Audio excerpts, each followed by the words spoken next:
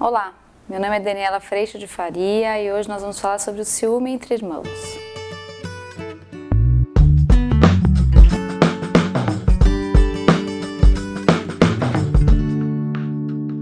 Olá, eu tenho recebido alguns pedidos por e-mail, por mensagens, a respeito dessa relação nova e tão bonita entre irmãos e que às vezes passa por algumas situações, alguns desafios. É muito interessante perceber que quando nasce o segundo filho, ou mesmo o terceiro, a gente, como pais, como mães, a gente tem uma total tranquilidade com a questão da sobrevivência. Você sabe que mama, dorme, vai dar tudo certo, você vai conseguir dar banho, vai conseguir pôr para dormir, vai conseguir amamentar e tudo vai ser tranquilo.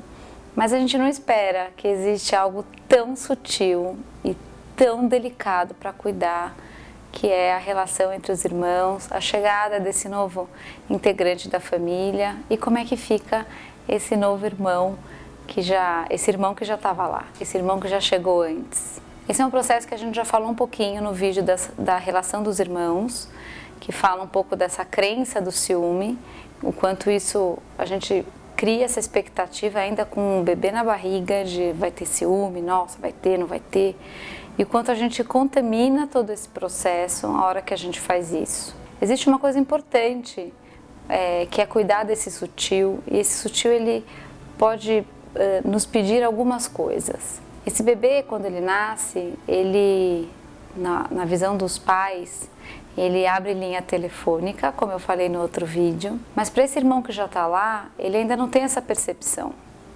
Então, o nosso desafio nesse cotidiano é fazer com que esse irmão perceba que nenhuma gota, nenhum grãozinho de areia, de amor, foi tirado dele para dar para esse outro irmão.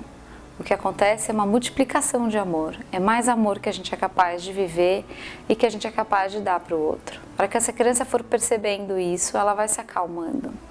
Mas o ponto é o seguinte, às vezes o ciúme vai aparecer e esse ciúme, na verdade, eu mudaria essa palavra para uma insegurança. É um medo de que, será que esse amor continua o mesmo? Será que esse amor ele ainda é da mesma maneira? Será que a minha mãe ainda me ama da mesma forma? Eu estou vendo ela lá atracada com aquele meu irmão, dando de mamar, no colo, toda hora aconchegado. Será que ela ainda me ama? Então essa insegurança, ela é o que acontece quando a gente percebe que esse ciúme aparece. Ela é muito mais a insegurança até do que esse ciúme do irmão. É muito mais uma insegurança da relação dessa criança com os pais, com a mãe, principalmente nesse momento, do que a própria relação com o irmão. Essa insegurança pode aparecer com agressividade com relação ao bebê que chegou, agressividade com a mãe ou com o pai, agressividade na escola. Pode aparecer com esse jeito que toca muito meu coração, que é um olhar meio perdido, é um olhar meio vazio, é um olhar meio de alguém que meio que perdeu o chão, uma coisa muito sutil e que algumas crianças apresentam esse olhar, é um olhar meio distante.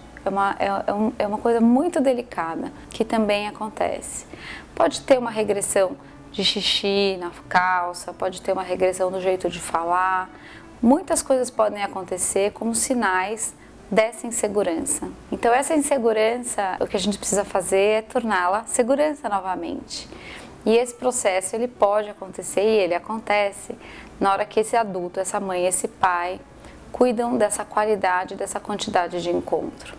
Cuidam de dizer do quanto o amam, cuidam de acarinhar, de pegar no colo, de contato físico. E tudo isso vai dando segurança. A hora que eu fico inseguro, eu ganho a segurança de novo. E esse processo vai transformando esse momento em um momento onde eu recebo o que eu estou precisando. Eu recebo essa confirmação do amor. Mas existem algumas coisas práticas que a gente pode fazer também. A criança ajudar no processo com o bebê, vir participar, vir ficar junto, ajudar a trocar fralda, pega o algodão, tudo isso faz com que essa relação se aproxime. E a outra coisa é a gente cuidar, como mães, principalmente na hora de amamentar, cuidar para que a gente tenha momentos importantes, como almoçar com a criança, com o filho mais velho, colocar para dormir, para que a gente não case esses momentos com as mamadas, nem que para isso precise tirar um pouquinho de leite, mas para a gente garantir esses encontros em momentos cruciais para esse filho mais velho. E a outra coisa que funciona e funciona muito bem é que essa insegurança, ela também é uma insegurança de como é que eu vou continuar sendo tratado e como é que vão tratar esse bebê tão pequenininho, tão frágil, todo cheio de necessidades. Aí a gente pode começar a mostrar o quanto as regras valem para todos. Então, vou dar um exemplo. Imagina que uma criança, ela, sei lá, joga um brinquedo no chão, o irmão mais velho. E a hora que a gente vai corrigir esse irmão mais velho, filho, não pode jogar o brinquedo no chão, pega o seu brinquedo, precisa cuidar do brinquedo. Ou até, em casos mais crônicos, falar, então eu vou guardar o brinquedo, porque eu estou entendendo que você não está querendo brincar com o brinquedo. Nessa hora, a gente faz um link com esse irmão ou com essa irmã que acabou de chegar. Filhão, você sabia? Viu, fulana, bebê, Maria, a Joana, quem acabou de chegar? Aqui em casa é assim que funciona. Não pode jogar brinquedo no chão, porque ou fica sem o brinquedo, ou tem que ir lá buscar o brinquedo, porque a gente cuida das coisas. Quanto mais a gente puder contar para esse filho mais velho que as regras, os combinados, as obrigações, as consequências, que tudo isso funciona de maneira igual para os dois, mas essa criança na prática se acalma. Por quê? Porque óbvio que a gente não vai tirar um brinquedo de um bebê, porque ele está ainda bebê, mas a regra para ele, a hora que ele ia tirar o brinquedo com seus 2 anos, vai ser a mesma. Ele vai lá buscar o brinquedo, você vai guardar o brinquedo, você vai agir da mesma maneira. Então, quando a gente equivale essas regras, exemplo, não pode bater em ninguém, olha, nem você vai poder bater no seu irmão. Daqui a pouco você vai crescer, vai andar, vai pegar as coisas, e aí você vai querer arrancar da mão. Aqui em casa ninguém arranca da mão. Então você vai mostrando para esse mais velho, principalmente, que esse mais novo vai viver debaixo das mesmas regras.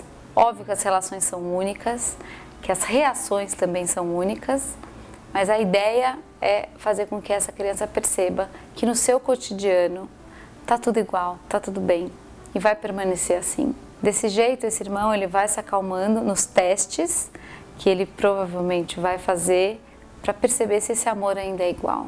Então talvez ele aperte o pezinho do bebê para ver o que acontece e a hora que a gente responde, olha, não pode apertar, não pode machucar. E a gente fala também com o bebê, tá vendo? Olha, você não vai poder apertar seu irmão, ou não vai poder puxar o seu irmão desse jeito, porque isso não pode. E você fala de novo com esse irmão mais velho, e você amplia isso. Esse irmão mais velho vai perdendo a necessidade de testar esse amor. De saber que se eu puxar, ela briga comigo ou não briga? Briga, tá vendo? Quero ver de novo, você me ama. E esse vai virando um grande teste, muito cansativo para todos, principalmente para esse irmão mais velho. Então o caminho é a gente cuidar de garantir esse amor. E uma das maneiras é estando junto, acarinhando e beijando muito, garantindo tempo e momentos importantes para esse filho mais velho, trazendo esse irmão mais velho para participar dos cuidados com o irmão que acabou de chegar e amplificando as regras e amplificando os combinados e as falas e trazendo os dois para viver debaixo dos mesmos princípios, mesmo que ali tenha um cotoco que só mama, dorme, chora e ainda não participe de maneira ativa. Isso vai crescendo, isso vai facilitar esse bebê também aí se transformando num menino que já está inserido num funcionamento. A grande armadilha é a gente achar que aquele ali é pequenininho, então calma, dá um desconto, é porque ele é pequeno, você é o irmão mais velho, seja o exemplo, e gerar essa diferença de conduta e de tolerância para um e para outro. Isso é realmente muito prejudicial e pode intensificar esse desconforto e essa insegurança. Então o caminho parece que não, mas isso passa muito rápido e logo a gente começa a descobrir 2 irmãos extremamente generosos um com o outro, 2 irmãs generosas, um irmão e uma irmã super generosos e carinhosos, porque eles estão em paz. E em paz com o amor, e em paz com a segurança do amor, é possível crescer junto, é possível se divertir e curtir a beça, essa relação tão rica que é para sempre. A dica que eu queria dar hoje para vocês é preparar o nascimento desse irmão. Isso pode ser feito com um presente para esse irmão mais velho, que esse irmão mais novo foi quem ajudou você a escolher.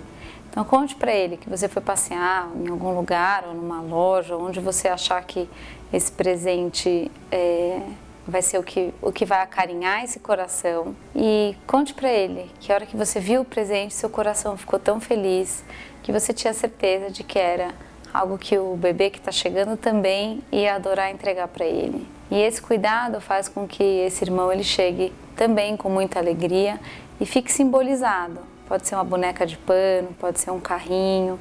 Ele fique simbolizado num objeto que eu garanto a vocês vai ser sempre significado da chegada desse irmão. Algumas famílias que eu acompanhei que fizeram isso, as crianças estão grandes, com 9 anos, 10 anos. E elas ainda sabem o que é que elas ganharam do irmão enquanto ele estava na barriga e saindo da barriga. Isso é muito rico. Começa a vida com um presente simbolizando o presente que é ganhar um irmão ou uma irmã. O vídeo de hoje foi esse. Eu espero que você tenha gostado. A gente se vê na semana que vem. Tchau, tchau.